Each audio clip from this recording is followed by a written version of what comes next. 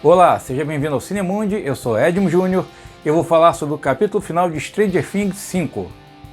Então, o capítulo final, que tem incríveis 2 horas e 8 minutos de duração, começa exatamente de onde o capítulo 7 terminou, que, como eu costumo dizer, não tem como você falar, né, assim, de temporadas seguintes e, aqui no caso, episódios seguintes, sem falar do que aconteceu anteriormente. O episódio 7 termina com eles indo de encontro ao mundo invertido para conseguir chegar ao abismo, né? E conseguir enfrentar o Vecna no abismo, né? Porque tem a história do buraco de minhoca, então você tem a Terra, o mundo invertido, o abismo, que é onde o Vecna mantém as crianças ali, né? Para tornar real o plano que ele tem em mente. Bom, a galera vai, né, para cumprir a tal missão. E assim, eu confesso que 2 horas e 8 minutos foi tempo demais. Podia ter sido 1h30, sabe? Porque é um episódio que você vai perguntar, pô, foi satisfatório o final?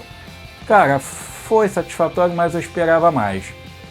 Assim, você tem uma primeira hora bem movimentada, sabe? Com bastante ação. E quando você fala, caramba, beleza, né? Atingir os objetivos. Agora tem mais 1 hora de quê? Né? Mais 45 minutos de quê? E aí você tem a resolução de cada personagem ali. Claro, você tem todo o elenco aqui de volta, né? Você tem reviravoltas, sim, tem surpresas, algumas teorias que você viu por aí na internet. Algumas, eu vou dizer pelo menos uma, foi real aqui, né? Uma conseguiu acertar, falei, porra, legal isso, achei interessante. Mas o elenco, né? Millie Bobby Brown passou os 8 episódios fazendo aquela cara de choro. Só que eu acho que o Noah Schnapp, como Will, chorou muito mais do que ela nessa temporada, né? Porque o garoto descobre, além dele sair do armário, ele descobre que quem ele é realmente com relação a ser um escravo do Vecna, está conectado à mente colmeia, tudo aquilo que a gente viu, que ele consegue roubar o poder do Vecna e usar contra ele, né, contra os Demogorgons. Então, assim, sobre o elenco ainda, né, Winona Ryder, David Harbour, essa galera mandou muito bem. A Sadie Sink, com o papel da Max ali diminuído, mas tem a sua importância também no final. A Nell Fisher, que se destacou como Holly Wheeler. A menina, olha, show de bola, ela vai até o último episódio com destaque. Já não posso falar o mesmo sobre o Derek, né, que eu falei lá no primeiro vídeo desta temporada, que tinha se tornado um dos meus personagens favoritos, que é interpretado pelo Jake Connelly, né? Ele aqui no último episódio, ele não tem... ele tá ali, ele participa da ação. Maya Hawke, Joey Keery eu já cansei de falar, sempre que eu falo de Joey Keery, eu vou dizer que eu adoro o moleque, acho ele muito bom em tudo que ele faz, maioria dos projetos. O Charlie Heaton, a Natalia Dyer, o Caleb McLaughlin, a Priya Ferguson, o Brad Gelman tem um papel aqui, tem uma cena com ele bem legal que eu achei do cacete. E cara, a ação destes personagens se resume a destruir o Vecna no abismo, né? E assim, bons efeitos, sequências de ação muito bacanas. Vou ter que falar agora, no 7º episódio tem uma forçação de barra ali quando eles invadem. A questão não é nem invadir a base militar, né? Interceptar o sinal de rádio do portão eletrônico. A questão é você ter a Nancy Wheeler de metralhadora em cima do caminhão.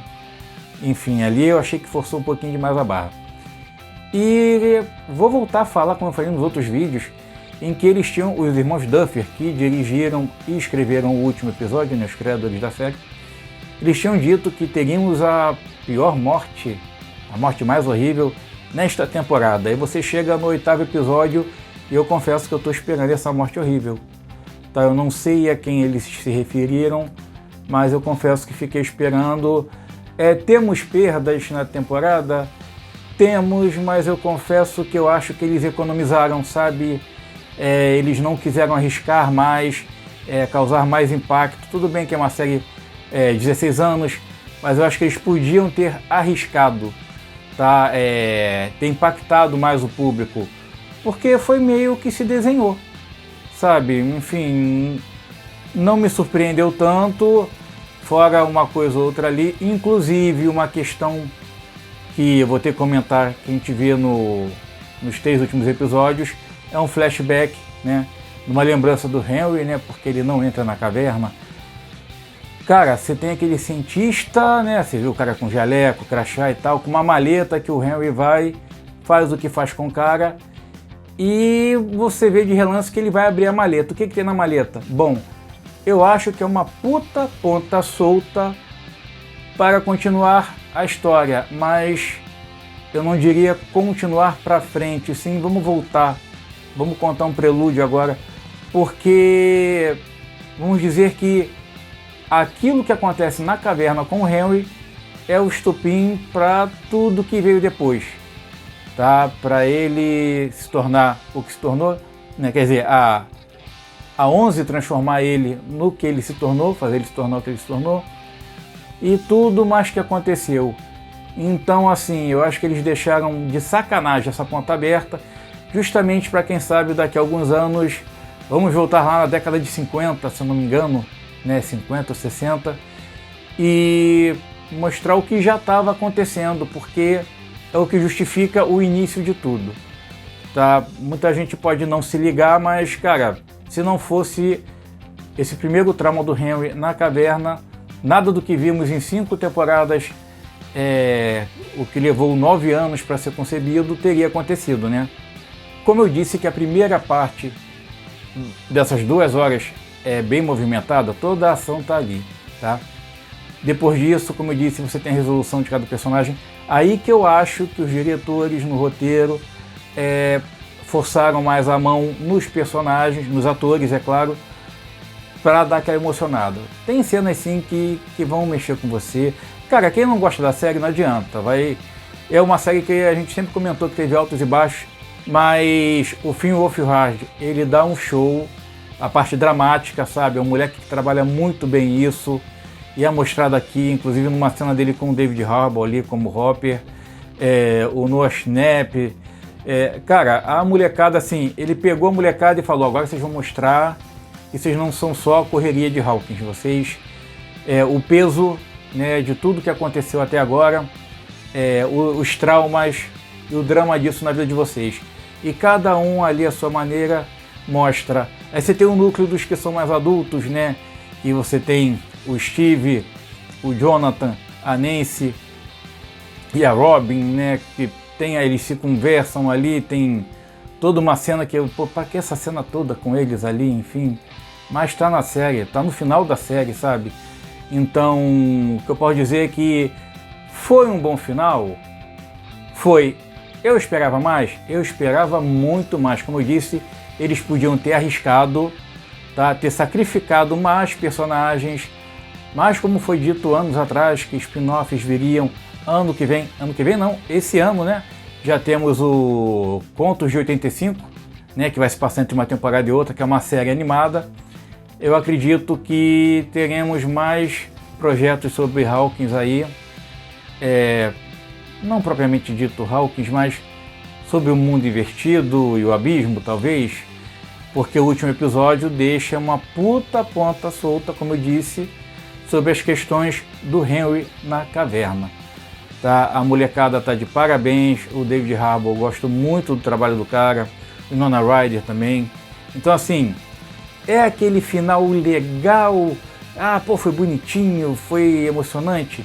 Cara, as cenas de ação, os efeitos, isso é indiscutível. As reviravoltas que tem ali.